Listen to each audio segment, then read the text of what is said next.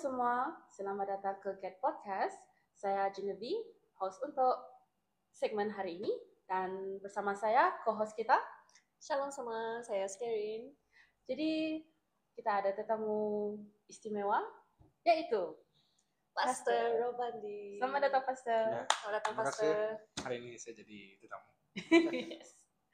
So sekali, apa kita punya topik untuk segmen hari ini? Nah, segmen kali ini kita nak mengenali pastor kita, pastor muda-mudi di Gereja Glory Imat Tudan.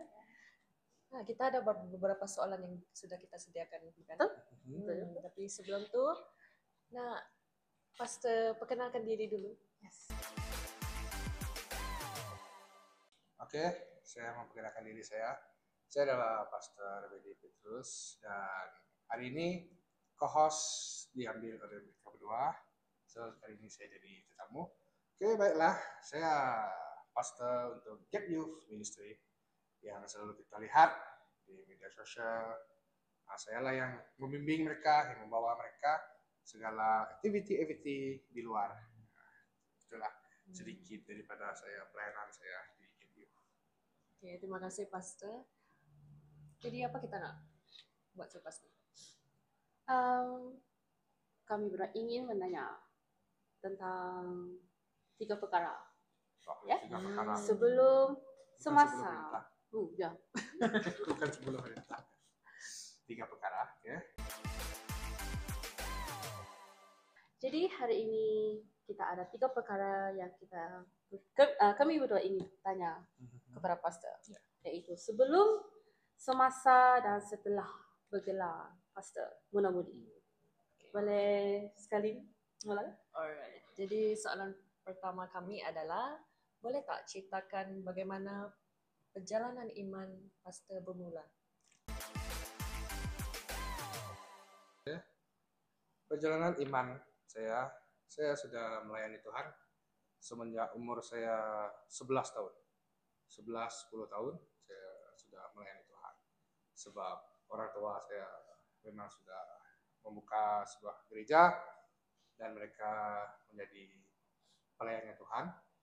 Tapi tidak bermaksud atau tidak berarti saya perjalanan iman itu mulus walaupun sebagai seorang anak hamba Tuhan. Nah, sedikit cerita daripada saya. Sebelum saya menjadi seorang hamba Tuhan, saya seorang yang pelajar yang susah nak ditegur walaupun sebagai seorang anak hamba Tuhan. Tetapi sewaktu saya berdikari, saya sambung sekolah setelah saya habis tingkat 5, saya berada di Kota Kinabalu Sabah. Saya belajar sebagai medical dan 3 tahun di Kota Kinabalu Sabah. Dan disitulah saya dibentuk oleh Tuhan, dibentuk oleh Tuhan. Walaupun sebelum itu saya pernah didoakan seorang hamba Tuhan dari Indonesia, pemerintah. Dia pernah bernabuat, dia kata, saya akan menjadi seorang pastor, seorang hamba Tuhan yang dipakai Tuhan. Tetapi saya tak pernah terpikir saya akan jadi seorang pastor, seorang hamba Tuhan. Karena bagi saya lebih suka bekerja.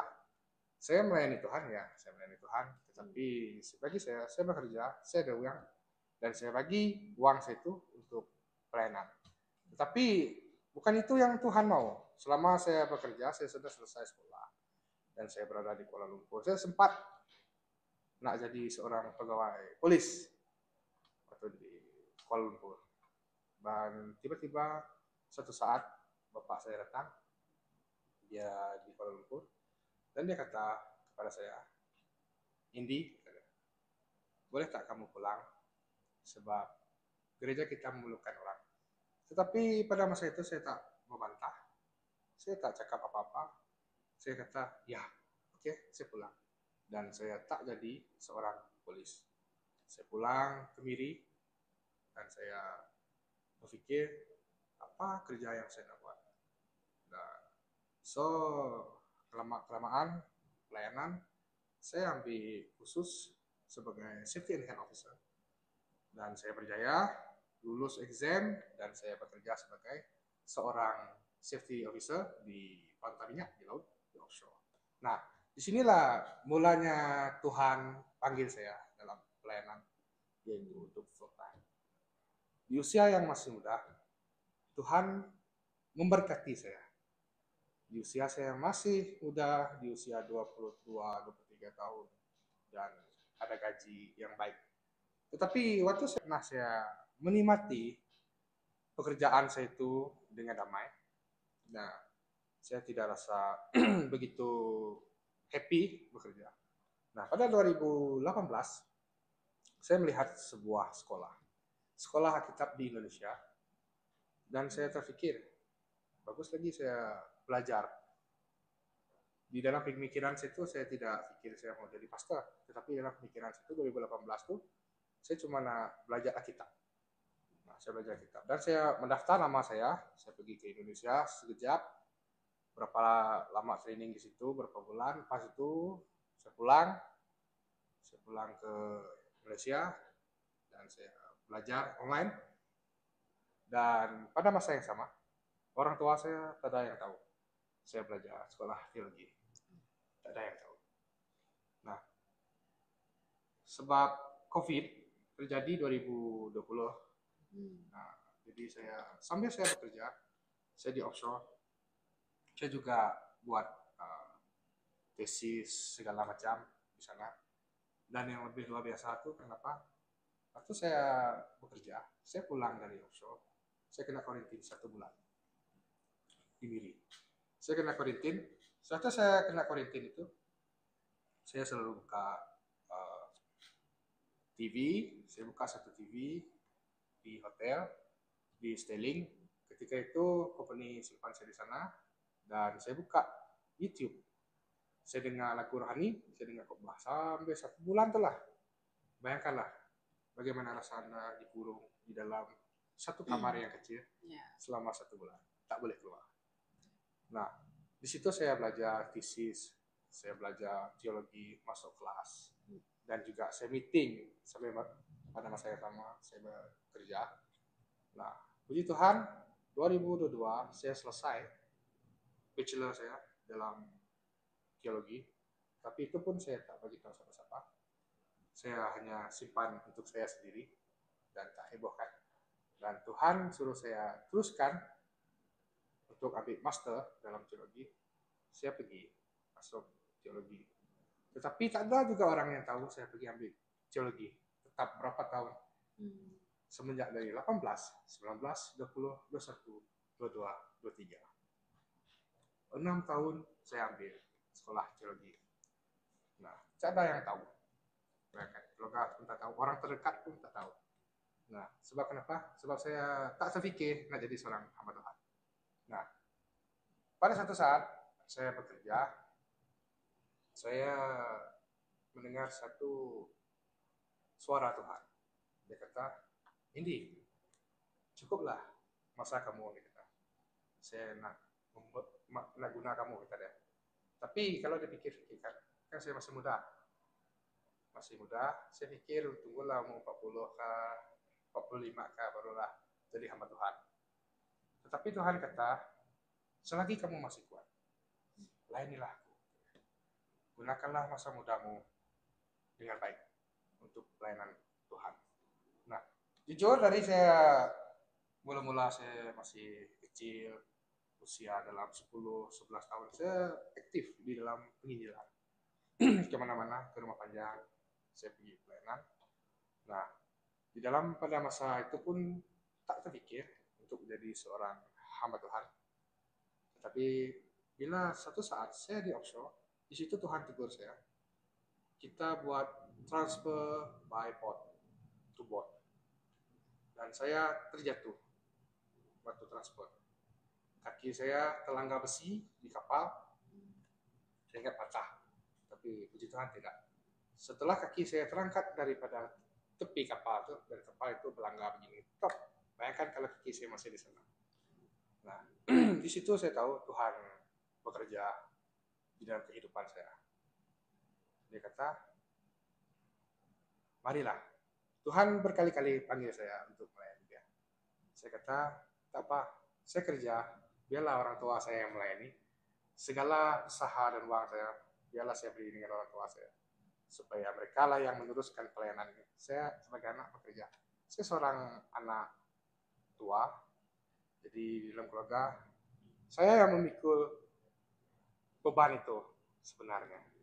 Tetapi ya seorang Indi ini dia jenis yang beban apalah. Tapi yang mengubah hidup saya adalah Tuhan, di mana Tuhan mau mengajar saya menjadi seorang yang sabar. Dulu saya 2024 saya masuk sekolah di mes. Nah, saya masuk sekolah selama 1 tahun saya. Nah, disitulah saya diuji oleh Tuhan bersabar di arah orang yang lebih muda daripada saya. Kalau saya tidak bersabar, mungkin saya tidak akan bertahan lama di sana. Tapi disitulah hamba-hamba Tuhan, dia harus bertahan selagi dia masih boleh. Kalau dia tidak dapat bertahan, pulanglah. Nah, di sini pengalaman dia, saya belajar untuk merendahkan diri, dan juga saya coba sedaya upaya untuk menjadi orang yang paling sabar. Tetapi puji Tuhan, hari ini, inilah kenapa saya boleh jadi seorang hamba Tuhan. Memang kalau dalam kehidupan ini tak ada perkara yang sangat-sangat mudah untuk kita dalam melayani Tuhan. Jadi jalanlah ikut Tuhan. Dan ada satu firman Tuhan waktu saya di sekolah kitab. Di dalam Yohanes 15 ayat 14, dia berkata begini, "Aku tidak lagi menyebut kamu hamba, sebab hamba tidak tahu apa yang diperbuat oleh tuannya. Tetapi aku menyebut kamu sahabat, karena aku telah memberitahu kepada kamu segala sesuatu yang telah kudengar dari Bapakku. Bukan kamu yang memilih aku," kata firman Tuhan, "tetapi Dia yang memilih aku." Bayangkan, bagaimanakah rasa kalian bahwa Tuhan berkata, "Kamu adalah sahabatku." Tak ada Tuhan, tak ada yang lain yang berkata, "Kamulah sahabatku." Nah, disitulah saya bertahan. Di waktu saya bersendirian, saya tulis lagu, saya nyanyi sendiri. Saya suka menulis, dan buku saya banyak, cuma saya tak rilis saja. Nah, saya dapat ilham dari Tuhan, dari Roh Kudus. Nah, disinilah yang membuat saya dapat bertahan. Karena Yesus berkata, Dia sahabat saya. Jadi, sahabat itu memberikan nyawanya kepada saya. Saya merasa berutang kepada Tuhan. Bukan Tuhan berutang kepada saya. Karena itulah saya melayani Tuhan sampai hari ini. Sharing yang sangat luar biasa. Ya. Ya, inilah yang Tuhan bagi sampai hari ini. Bukan kita dapat gelar seorang pastor, dapat menjadi hamba Tuhan. Hamba Tuhan itu adalah alas ataupun tapak kakinya Tuhan. Jadi tidak lebih daripada yang lain, tidak lebih daripada jemaat. Cuma kita adalah gembala untuk, ya kita tengok sekarang untuk youth semua, puji Tuhan tidak mudah, walaupun di dalam pelayanan youth sekalipun, karena youth itu lebih mencabar daripada yang lain. Terima kasih Pastor atas sangat tersentuh dan haru mendengar kesaksian Pastor. Ya, banyak juga Banyak benda yang kita belajar juga. Ya. Tapi dari semua itu tadi ada satu yang saya ambil, which is bagi Tuhan tidak ada yang mustahil. Kalau Tuhan mau pakai, maka itulah yang terjadi. Ya, amin. Amin. Betul. Kalau Tuhan mau pakai, tuakah, mudakah? Yeremia, Tuhan pakai di usia baru 17 tahun. Dia kata, "Tuhan, saya tak pandai berbicara." Saya pun berkata begitu kepada Tuhan. Saya seorang introvert. saya tak pandai berkata-kata. Kalau saya pandai bercakap itu saya rasa itu bukan diri saya. Saya rasa itu orang lain. Kalau saya berani mengatakan sesuatu, mungkin itu keberanian yang saya minta dari Tuhan. Tidak suka hati saya nak cakap apa. Tetapi inilah dimana saya belajar untuk berkata-kata. Saya punya public speaking itu teruk sebenarnya. Jadi saya belajar, tak ada seorang hamba Tuhan yang tiba-tiba jadi introvert. Datang jumpa jemaat diam. Jadi itulah sedikit sebanyak daripada pengalaman perjalanan iman saya sebelum saya jadi seorang hamba Tuhan.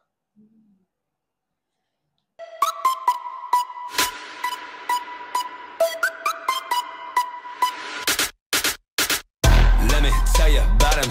Jesus is his name, and I'm all about him. I live to bring him praise. He is the way and the truth and the life. God is 3 in 1. Adalah soalan seterusnya untuk Pastor.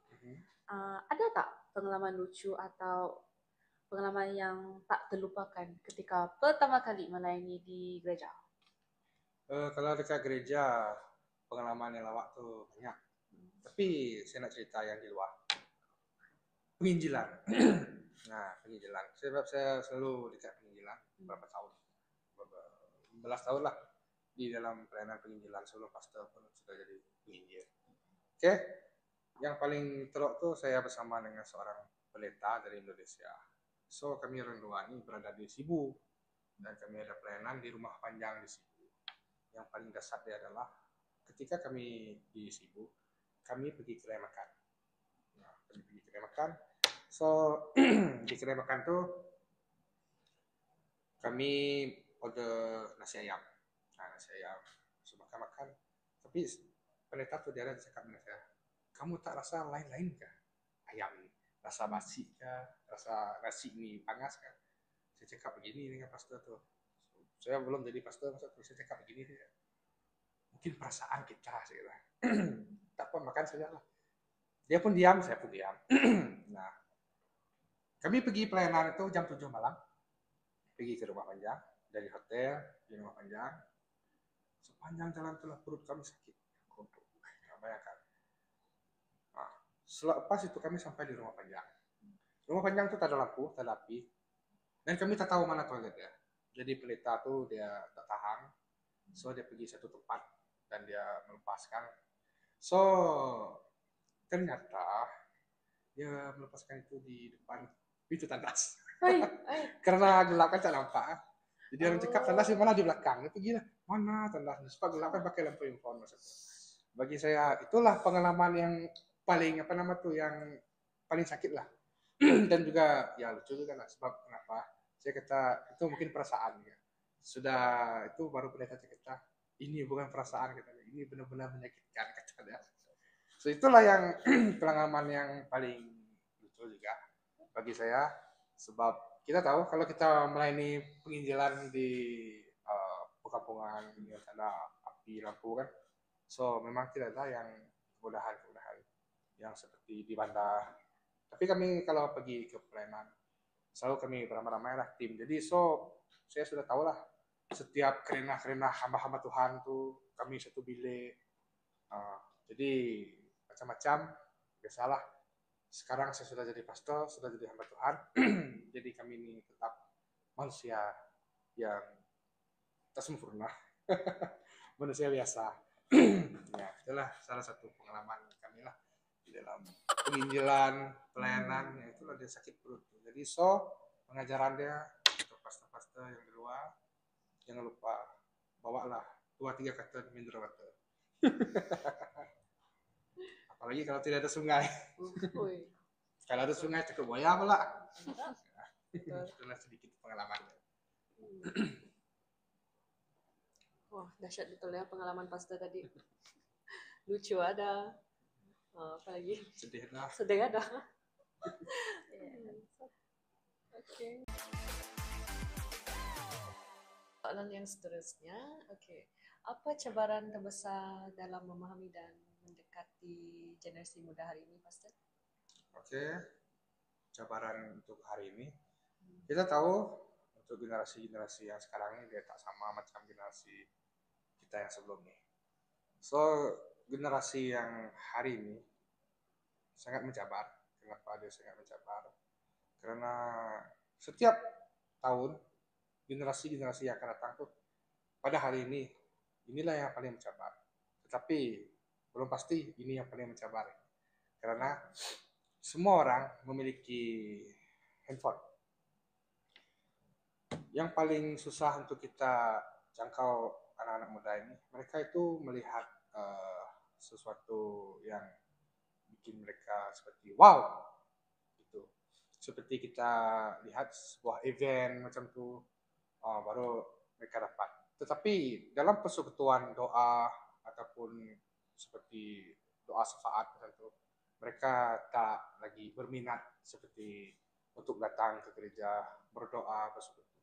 Tetapi inilah cabaran-cabaran yang saya hadapi, karena itu saya bikin kelas Alkitab untuk generasi-generasi muda ini. Karena media sosial itu kadang-kadang ajaran-ajaran itu yang mereka lihat, wow, mereka ambil yang mereka mau. Mereka kata, wow, ini yang bagus untuk kita, ini yang ngam untuk kita. Tetapi adakah dia berdasarkan Alkitab?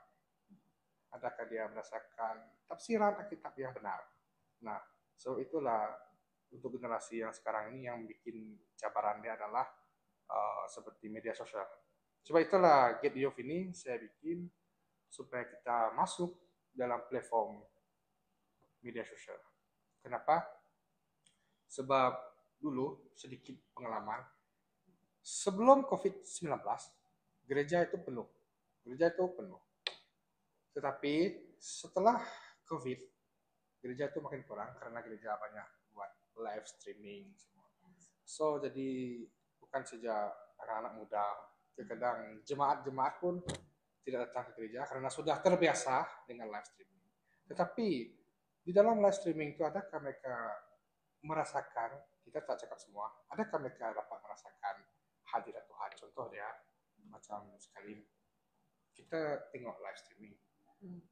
Tapi masa tu kamu sampai goreng telur, memasak sampai dengan live streaming ibadah raya. Adakah kamu akan merasakan hadirat Tuhan itu? Nah, sebab kenapa saya tanya? Sebab dia kan anak muda. Nah, adakah kamu merasakan hadirat Tuhan? Tidak, sebab fokus dia sudah lain. Nah, sebab fokus dia sudah lain. Sebab itulah kita lihat motivasi-motivasi yang kita nak berikan kepada anak-anak muda.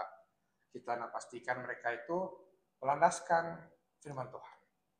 Itu pekerjaan yang tidak mudah, sebab perlukan hati yang sabar dan perlukan tim ataupun seperti kita sekarang, Get Youth, kita perlu kompak katakan untuk menjangkau semua mereka yang di luar.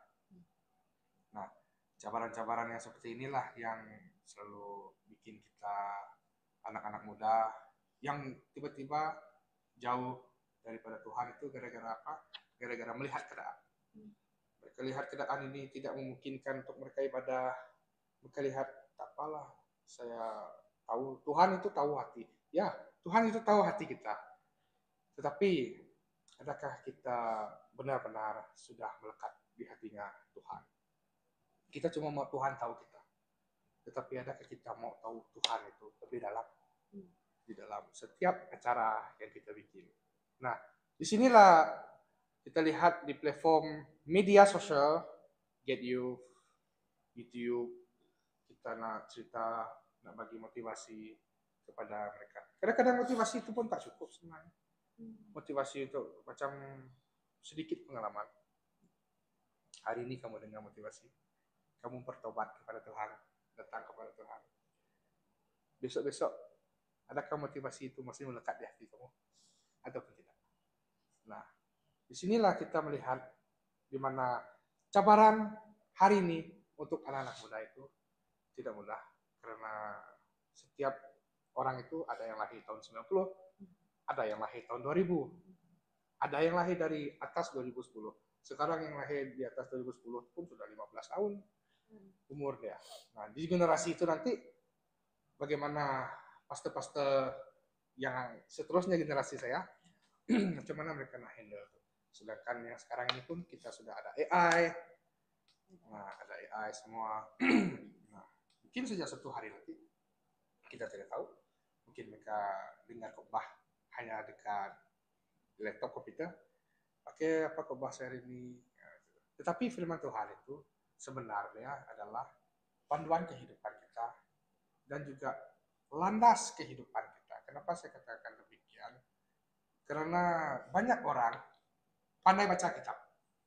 Lepas itu dia akan kata, oh maksud firman Tuhan ini begini, begini, begini. Tapi adakah dia benar-benar apa kata Roh Kudus? Sebab itulah pentingnya pada hari ini orang itu membaca firman Tuhan. Lebih banyak baca firman Tuhan daripada melihat motivasi itu. Nah, kalau kita kata iblis itu takut kalau melihat Alkitab? Tidak. Karena apa? Karena iblis ada ketika Yesus. Iblis itu mencoba Yesus waktu Yesus berpuasa 40 hari. Nah, dia ada di sana. Cerita tentang Musa, dia ada di sana. Nah, tetapi satu yang kita mau bagi anak-anak muda ini, yaitu taat kepada Tuhan. Sebab iblis itu dia tak tahu taat, tak tahu merendahkan diri. Tetapi kita sebagai manusia, kitalah yang menjadi hamba Tuhan seperti hari ini saya sendiri.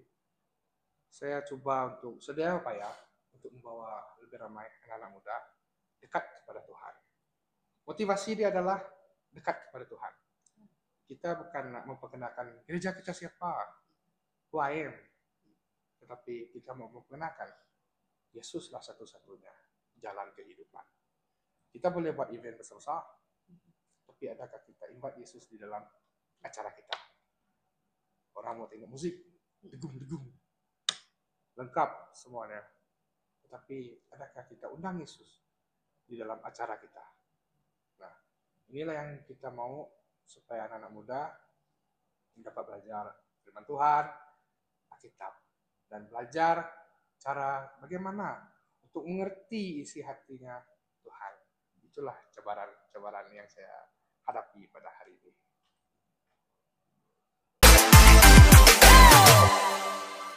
Oke, terima kasih untuk soalan itu. Mengapa suka melayani di golongan muda? Apa yang paling saya sukai? So, saya suka semua. Tak semestinya golongan muda, bapak-bapak ke ibu-ibu.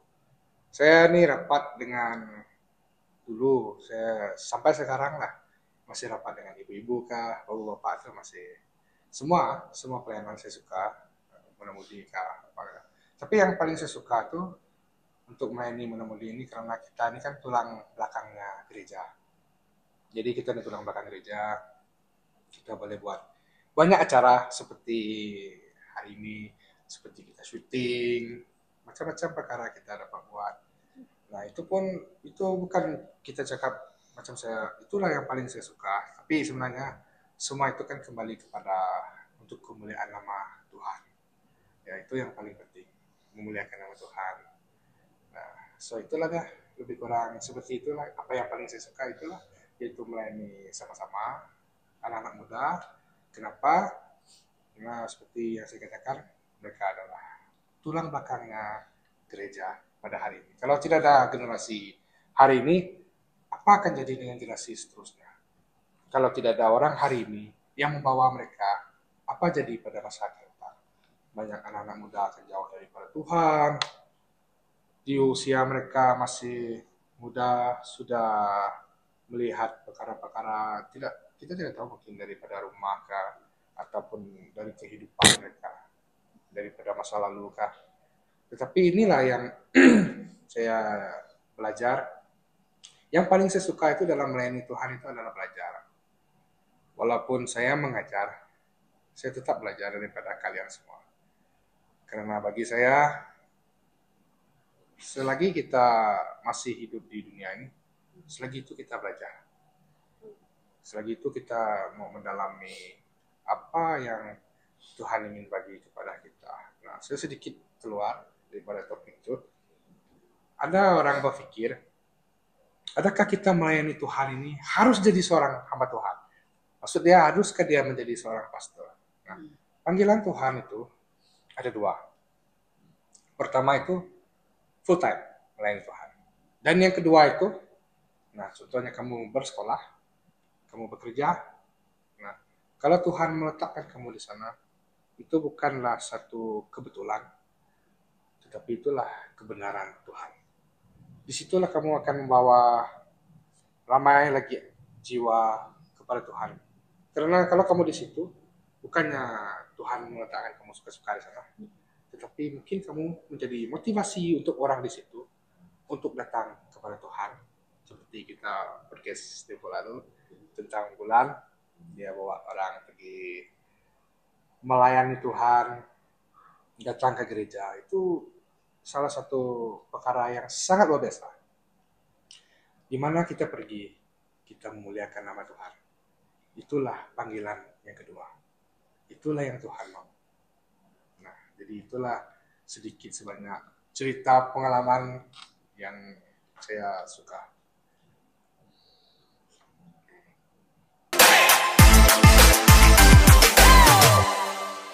Oke, soalan yang seterusnya. Pastor, ada tak kisah atau pengalaman pelayanan yang sangat menyentuh hati Pastor pada hari ini? Ada. So, selama beberapa tahun melayani Tuhan, apa yang buat saya tersentuh sampai hari ini? Tetap kuat. Saya ini seorang yang suka berjalan. Pergi kemana-mana tuh suka sendiri. Bahkan lepak pun suka sendiri berjalan. So, di sini saya pergi ke sebuah kampung. Saya cerita pengalaman yang terbaru ini. Saya berada di Indonesia. Saya melayani di Indonesia karena diundang. Nah, ketika saya datang ke tempat orang yang tak tahu Tuhan, tak tahu Yesus sekalipun, saya cerita tentang Tuhan Yesus kepada mereka. Mereka itu mula-mula kita doakan. Nah, kita doakan waktu itu mereka ada mujizat Tuhan terjadi. Mereka sembuh. Dan mereka ingat pastor itu seorang dukun ketika itu. Nah, jadi di sebuah tempat kami tinggal, kebesokan pagi, saya pagi-pagi itu pergi sungai, mandi dulu. Nah, sekali saya naik dari sungai, saya pergi rumah, penuh orang di rumah. Orang tuh minta doa. Ada yang bawa beras lah, macam-macam mereka bawa. Mereka ingat pastor ini seperti dukun, mereka kata. Nah, suatu saya datang di sana, saya berada di Kapuas Hulu, Indonesia. Nah, di situ saya dengar penginjil-penginjil itu selalu ditolak di sana. Tapi puji Tuhan, waktu saya datang di sana saya diterima dengan baik. Saya dengan ibu gembala ke sana, ibu saya sendiri, dan kami berdua ke sana. Itu pengalaman, bagi saya itu pengalaman yang luar biasa, karena jarang-jarang ibu dan anak itu menginjil. Kami guna perahu lagi. Saya drive dari Miri sampai ke Kapuas Hulu itu, dan kami naik boat. Yang paling buat saya menyentuh hati itu, bayangkan kalau kami tidak datang ke sana, bagaimana mereka mau tahu Yesus itu Tuhan? Nah, mereka belum lagi pikir surga itu seperti apa. Mereka mau tahu Yesus itu siapa. Nah, saya katakan bahwa Yesus itulah satu-satunya jalan menuju ke surga. Karena di dalam firman Tuhan berkatakan, akulah jalan dan kebenaran dan hidup. Dia tak ada kata, saya adalah salah satu jalan. Dan saya juga salah satu yang boleh membawa terang. Tetapi Yesus kata di sini dengan jelas dan tegas, akulah jalan, kebenaran dan hidup. Tidak satu pun orang dapat datang kepada Bapa kalau tidak melalui aku. Nah, di situ waktu saya mendoakan mereka, ada yang kita doakan, saya doakan ditumbang. Nah, ketika itu terjadi, banyak orang takut maju sudah. Takut orang maju, orang tak biasa, saya kata, apa nih kata mereka. Nah, di situ saya katakan kepada mereka, saya tidak memiliki apa-apa, Saya tak ada ilmu, saya tak ada kuasa, tetapi apa yang terjadi pada mereka itu sampai ada yang kerasukan tetapi dilepaskan. Ada barang daripada perut keluar seperti paku. Nah, kalau kita yang tak biasa pergi penginjilan, mungkin itu benda baru, kita tengok macam heran. Baka-baka jimat yang mereka yang mereka simpan daripada zaman-zaman dahulu. Nah, tetapi di sini puji Tuhan, mereka ramai yang menerima Tuhan. Nah, yang buat saya tersentuh waktu saya pulang, mereka kata begini, Pastor, boleh tak tinggal di sini? Jangan tinggalkan kami. Nah, karena kami hidup di dalam ketakutan. Nah, di sini kalau jam 6 di sana tuh sudah malam. Kalau kita jam 6 kan masih siang sini. Sebab mereka tuh lambat 1 jam. Nah, jam 6 tidak ada lagi anak-anak ataupun orang-orang muda keluar dari rumah. Semua akan masuk rumah tidur. Saya di sana tuh jam 8 sudah tidur. Karena tak ada lain. Itulah hidup yang sangat indah bagi saya. Selama 2 minggu saya di sana. Nah, mereka kata sejak pastor berada di sini, mereka selalu jalan-jalan minum ke rumah saudara malam-malam. Tak ada gangguan. Sewaktu kami tak ke sana, mereka kata ada benda ganggu lah, ataupun sentuh orang tuh, macam mereka ada ilmu, sentuh orang tuh boleh jadi gila macam tuh. Nah, sampai kami pun dijemput pergi ke sebuah tempat, nama dia Tembang. Tembang itu majority orang-orang di sana tuh paling-paling pun baru 1 keluarga saja yang tahu Yesus. Karena di sana tidak ada gereja. Nah, ketika kami ke sana, banyak orang-orang daripada rumah ke rumah datang. Mereka datang, mereka minta diobati. Nah, di sini saya kata, mereka memang tak tahu pastor itu apa. Jadi mereka pikir pastor itu adalah dukun gitu. Jadi saya kata, pastor itu hanya hamba Tuhan. Dia tak lebih daripada kalian semua, saya kata. Dan saya kata, terima kasih karena mereka datang ke sini. Sebab saya mau mereka tuh datang ke sana itu bukan sebab mujizat, tapi saya mau beritahu mereka, Yesuslah yang menyelamatkan kamu. Itu ya. Nah, yang buat saya tersentuh adalah waktu saya pulang, mereka tidak mau saya pulang ke Miri, balik lagi ke Sarawak. Mereka kata nanti kami sediakan rumah panjang, akan bikin satu gereja tempat pastor tinggal. Nah, di situ bikin saya tersentuh. Saya pikir di tempat ini mereka menolak Injil, tetapi sudah bertahun-tahun ada pendeta pastor di Putus Ibau. Dia sudah 30 tahun di sana, tak dapat masuk satu kampung nih. Dia kata penginjil apa semua itu tak dapat masuk. Jadi mereka tak percaya semua. Tapi ketika saya datang ke sana, ada seorang yang buka rumah, kita doakan. Dan jadi cerita itu dari satu ke satu ini ke sini jujur mereka berkumpul. Nah, inilah yang buat saya tersentuh. Kenapa sudah berapa lama ini tak ada orang datang ke sana. Nah, itulah bikin saya sampai hari ini saya gunakan usia saya yang masih muda ini untuk pergi lebih dalam melayani Tuhan. Karena inilah tugas seorang hamba Tuhan, tidak lebih daripada seorang hamba. Kemanapun Tuhan utus, keluar daripada zona zaman, tidak pikir tentang rumah kita di bandar ini.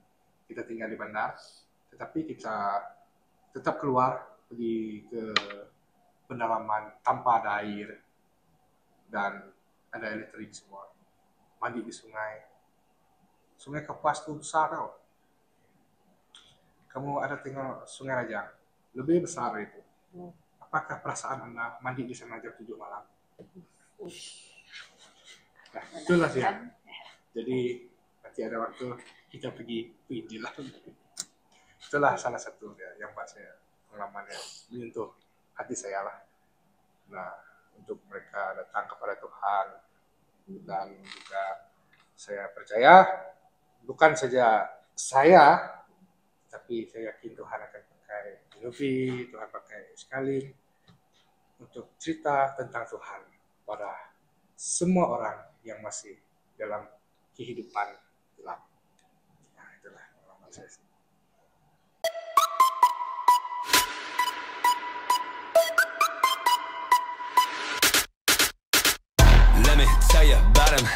Jesus is his name, and I'm all about him. I live to bring him praise. He is the way and the truth and the life. God is 3 in 1, reigning undefeated. Our God is overcome. Jesus, Jesus, Jesus. Terima kasih Pastor atas kisah-kisah yang Pastor telah sampaikan. Ya. Banyak juga ya kenangan manis sepanjang Pastor membuat pelayanan melayani di Indonesia hari itu. Jadi soal seterusnya, bagaimana pelayanan telah mengubah Anda sebagai individu? Ya, banyak. Sangat banyak. Jadi saya ingat satu firman Tuhan, karena di dalam Yesaya 55 ayat 8 dia kata, sebab rencanganku bukanlah rencanganmu, dan jalanmu bukanlah jalanku. Demikianlah firman Tuhan. Di sini saya pikir apa yang saya rancangkan itu, saya memang pikir mau jadi hamba Tuhan itu, tapi bukan sekarang. Pernah saya pikir mau jadi hamba Tuhan, tapi rancangan Tuhan itu yang mengubah saya. Nah, kenapa saya kata mengubah saya secara individu? Dulu sebelum saya, ya kita melayani Tuhan, tetapi tidak berubah dengan tetap. Tetapi setelah kita percaya pada Tuhan, saya menjadi seorang hamba Tuhan, jadi pastor melayani, saya itu bertemu dengan orang macam-macam karena ada yang begini, ada yang begitu. Nah, jadi saya haruslah menjadi seorang hamba Tuhan yang boleh mengubah orang. Kalau kita tidak dapat berubah, macam mana kita nak mengubah orang lain? Nah, di situ yang prinsip saya, yang saya selalu ingat, bahwa kita dulu membersihkan diri kita. Kita dulu mengubah hidup kita menjadi contoh untuk orang lain. Dan juga kalau kita tidak menjadi contoh untuk orang lain, menjadi cermin bagi orang lain. Bagaimana kita nak tunjukkan kasih Yesus itu ada di dalam kehidupan kita. Nah, terus terang dulu saya seorang pemarah. Saya ini juga panas-marah, kurang sabar. Tetapi inilah yang Tuhan ajar kepada saya, bahwa perlu seorang yang lemah lembut. Di dalam firman Tuhan kita harus ada kasih, harus lemah lembut, bertemu dengan orang, bercakap dengan orang. Nah, inilah yang mengajar saya untuk menjadi orang yang lebih baik, ya, berubah kepada jalannya Tuhan, di mana dapat melihat bahwa perubahan itu tidak perlu kita tunjuk kepada orang. Kalau saya ini sudah berubah, apalagi kalau orang yang kawan dekat dengan saya, nah, saya betul kan tidak ini jadi pastor, tidak berubah. Tetapi di dalam inilah saya belajar. Sebab kenapa saya kata saya melayani sambil belajar? Karena saya mau tahu setiap perkara yang Tuhan mau dalam hidup saya. Nah, kalau Tuhan meletakkan saya di sini, kenapa dan bagaimana saya mengurus kehidupan saya di tempat ini? Saya dulu melayani di tempat orang-orang Iban. Nah, saya tak berapa fasih bahasa Iban. Tiba-tiba saya diletakkan di dalam gereja Iban selama 1 tahun. Nah, disitulah saya belajar cakap Iban. Boleh bahasa Iban sedikit-sedikit. Dulu waktu saya kerja pun saya cakap Iban, boleh cakap Iban juga, cuma masih sangkut-sangkut. Nah, disitulah saya belajar. Karena itu tempat-tempat kita tahu di negeri Sarawak ini. Nah, yang membuat saya betul-betul dekat dengan Tuhan, betul-betul berubah untuk jadi hamba Tuhan. Negeri kita Sarawak ini adalah satu-satunya negeri yang paling besar, dan kitalah minority. Kalau orang-orang muda tidak berjalan, kita tak cakap mereka yang senior itu, sebab mereka itu kan sebagai cerminan kita dan kita akan meneruskan. Nah, kalau tidak mulai daripada hari ini, bila lagi kita mau bagi tahu generasi yang akan datang. Nah, kita mau generasi kita ini banyak yang percaya kepada Tuhan di negeri kita Sarawak, supaya mereka makin meningkat untuk percaya kepada Tuhan. Nah, itulah yang buat saya berubah pikiran. Nah, saya berubah bagaimana Tuhan letakkan visi di dalam kehidupan saya untuk bawa ramai lagi orang. Ya, saya pergi ke kampung-kampung itu, saya melihat cara kehidupan mereka. Saya pikir, kenapa saya tidak bersyukur kalau Tuhan masih memelihara saya sampai hari ini. Nah, Tuhan letakkan saya di sana itu kenapa? Karena Tuhan mau, saya buka mata saya luas-luas. Kamu lihatlah, padi-padi ini siap dituai, tetapi itu kan tuai ya, tak cukup. Tak ada orang yang pergi. Nah, sebab kita tahu, tak semua orang-orang muda itu mau jadi hamba Tuhan. Walaupun di usia masih muda ini, dapat pekerjaan, karya yang bagus, belum pasti dia mau tinggalkan itu untuk Tuhan. Nah, inilah yang mengubah konsep kehidupan saya, pikiran saya. Saya pikir bahwa saya bekerja, biarlah nanti keuangan hasil daripada kerja saya itu saya berikan kepada orang tua saya untuk melayani, beri kepada gereja supaya mereka dapat beroperasi. Tetapi kata Tuhan itu bukan. Tuhan kata tidak. Kamulah yang saya mau, kata Tuhan, dan berubahlah jadi orang yang lebih baik. Tinggalkanlah semua perkara-perkara yang tidak baik. Berubah, maju terus, lihatlah masa depan di dalam melayani Tuhan. Dan hari ini saya berjalan, hanya ikut suara Roh Kudus, iringi Tuhan. Dimanapun Tuhan kata, kamu pergi ke sana, kamu pergi ke sini. Nah, dalam beberapa tahun ini, akhir-akhir ini, saya banyak keluar pada Miri ini, jalan ke sana, jalan ke sini.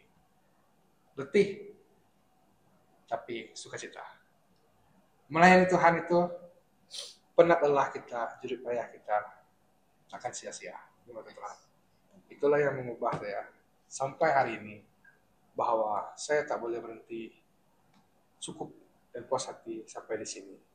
Nah, sekarang saya ini jaga Get Youth. Nah, karena itulah saya menyediakan generasi-generasi sekarang ini untuk melayani Tuhan, belajar Alkitab, untuk paham tentang Tuhan. Nanti kalau saya keluar, adalah orang yang kabur saya. Nah, jadi itulah pengalaman yang mengubah. Yeah.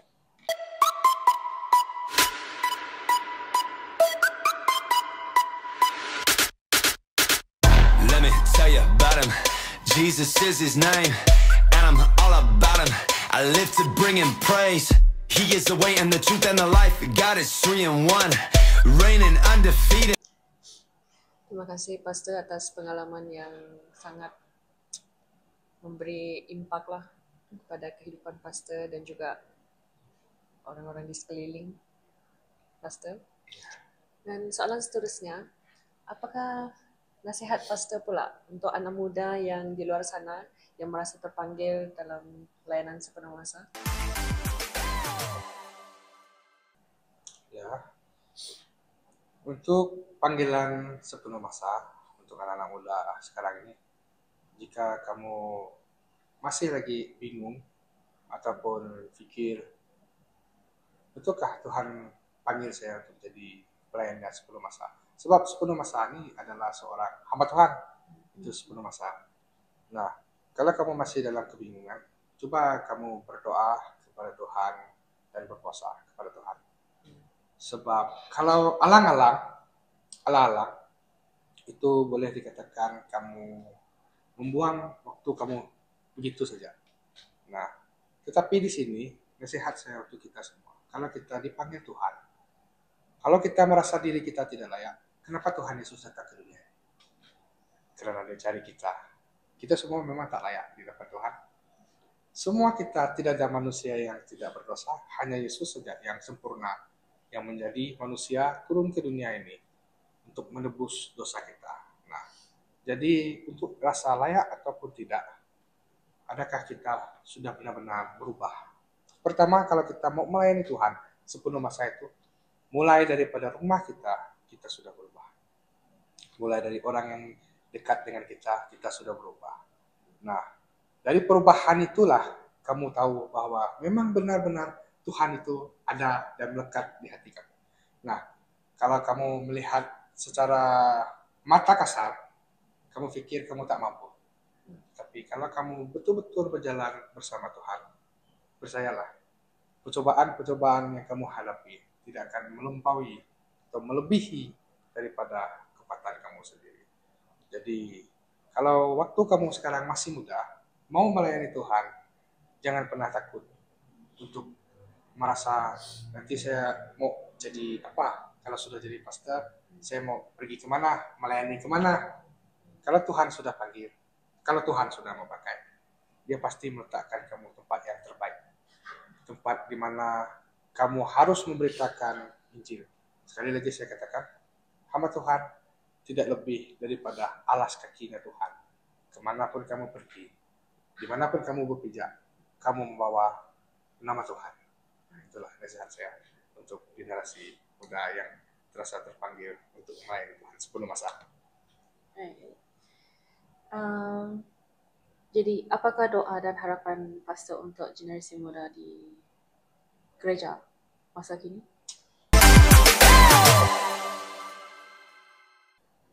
Doa saya adalah biarkan api itu selalu berkobar. Ya, selalu berkobar seperti Get Youth yang kita pakai tema pada kali ini yaitu Get Fire.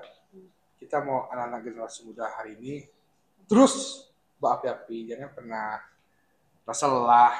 Lelah itu sebenarnya sebagai manusia, ya memang kita lelah, tetapi kita mampu, kita lakukan hanya karena untuk Tuhan. Kalau kita lakukan untuk Tuhan, kita tidak akan merasa perkara itu membuang-buang waktu kita, walaupun kita penat letih sekalipun. Ada juga kalau alasan seperti saya bekerja lah sekarang, di tempat kerja pun boleh memuliakan Tuhan, boleh jadi contoh untuk orang lain, boleh berdoa untuk orang.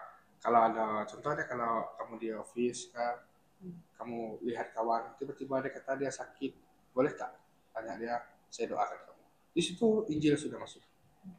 Nah, kamu cerita tentang Tuhan. Nah, jadi saya harap generasi kita yang kali ini teruslah dekat dengan Tuhan, teruslah berkobar-kobar, karena kitalah generasi yang seterusnya yang akan membawa impak bagi negeri kita ini, bagi masa depan kita di dalam negeri kita Sarawak ini. Karena kenapa? Kalau bukan kita, siapa lagi yang akan melakukan? Nah, jadi Tuhan mau pakai kita, jangan kita menahan diri kita supaya kita tidak pergi pelayanan, supaya kita tidak bercapalah nanti ada orang lain lah, kenapa harus saya gitu kan? Tetapi kalau Tuhan kata seperti Yeremia, Tuhan mau panggil dia, Tuhan kata kamu walaupun tidak pandai berbicara sekalipun, Tuhan akan membimbing. Begitu juga kita melihat Musa yang Tuhan pakai, yang tak pandai berbicara, tapi Tuhan pakai mulutnya untuk berbicara, untuk melepaskan orang-orang Israel daripada Mesir. Begitulah kita anak-anak muda pada hari ini, kita dipakai Tuhan untuk melepaskan mereka daripada ikatan maut, karena Yesus Kristus sudah menang di atas maut itu. Jadi inilah kita, anak-anak muda, generasi pada hari ini, yang ada di gereja kita, siap sedialah kita untuk keluar memberitakan kasih setia Tuhan dalam kehidupan kita. Oke. Terima kasih Pastor atas nasihat dan dorongan serta harapan pada terutamanya kepada anak muda di luar sana. Ya. Jadi soalan terakhir, jika Pastor boleh beri satu message kepada diri Pastor yang dulu, apa yang Pastor akan katakan? Saya akan katakan, kenapa kamu tidak dari dulu jadi seorang hamba Tuhan? Karena ya saya merasakan banyak pengalaman-pengalaman yang menyia-nyiakan kehidupan saya waktu muda. Tetapi tidak terlambat karena hari ini saya berada di situ. Saya tetap melayani Tuhan. Nah, kalau saya dapat ulang balik, saya akan jadi hamba Tuhan di usia yang lebih muda daripada hari ini. Nah, tetapi inilah kehendak Tuhan yang Tuhan panggil pada hari ini. Dia mau, kenapa saya melalui perkara ini sebelum saya terjadi pada hari ini? Karena ada waktunya Tuhan. Karena waktu Tuhan itu indah. Jadi saya percaya setiap pengalaman hidup saya yang saya lalui selama ini adalah karena jalan yang Tuhan sudah sediakan untuk saya.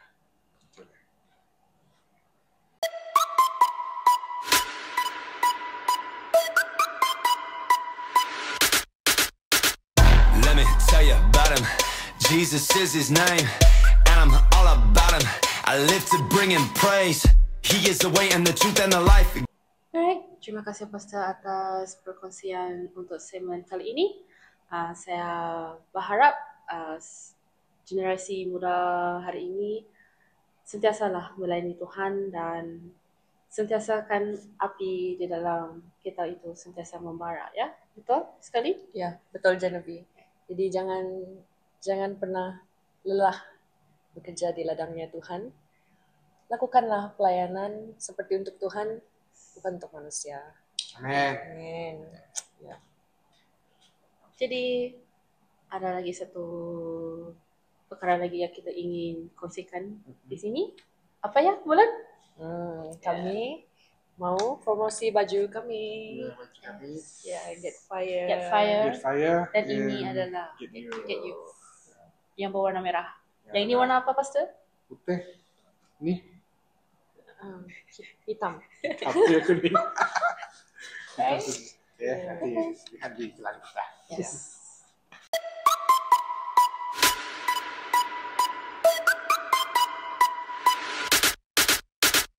Let me tell you about him. Jesus is his name, and I'm all about him. I live to bring him praise. He is the way and the truth and the life. God is 3 in 1, reigning undefeated. Our God is overcome. Jesus, Jesus, Jesus. Alright, sampai sini sahaja podcast kita hari ini ya. Ya. Terima kasih kepada semua penonton yang sudi menyaksikan podcast kami kali ini. Dan kami berharap kalian dapat terus support kami di podcast kami yang seterusnya dan aktiviti-aktiviti kami yang seterusnya. Jangan lupa saksikan dan like, share dan subscribe link YouTube kami. Sekian, terima kasih. Tuhan Yesus memberkati. Bye. Get fired up, nyalakan iman.